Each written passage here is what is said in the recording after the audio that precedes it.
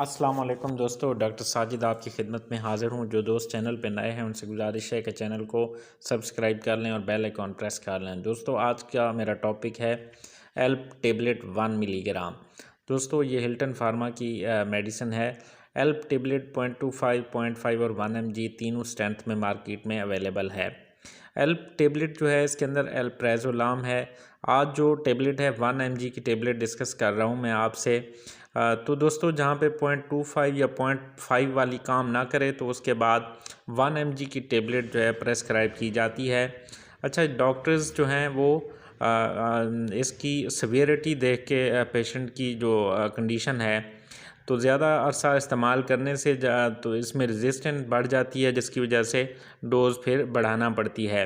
ऐसी medicine doctor की हिदायत के मुताबिक ही इस्तेमाल करनी चाहिए। डॉक्टर की जो हिदायत है, डॉक्टर का मशवरा है, उसके बगैर ऐसी मेडिसिन इस्तेमाल नहीं करनी चाहिए। अगर आप जो है ऐसे आज ख़ुद इस्तेमाल ना करें।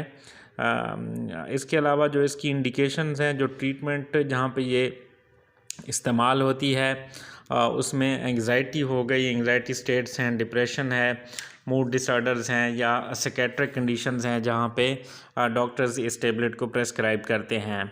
इससे जो है आपको कुछ साइड इफ़ेक्ट्स भी हो सकते हैं। ज़्यादा नींद आ सकती है, सिडेशन काज कर सकती है, फैटीग लाइक सिचुएशन हो सकती है, ड्राई माउथ है, नाजिया, एनोरेक्सिया और ये जो है इस तरह की आपकी विजुअल डिस्टर्बेंसेस हो गई।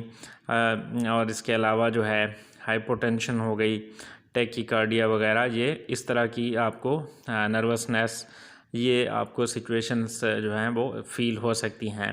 आपने ये डॉक्टर के मशवरे के मुताबिक ही लेनी है। इसकी जो मैक्सिमम डोज़ है वो इन अ डे 3 to 6 जो है वो mg तक ले हो सकती है, but according to depending on the severity of patients.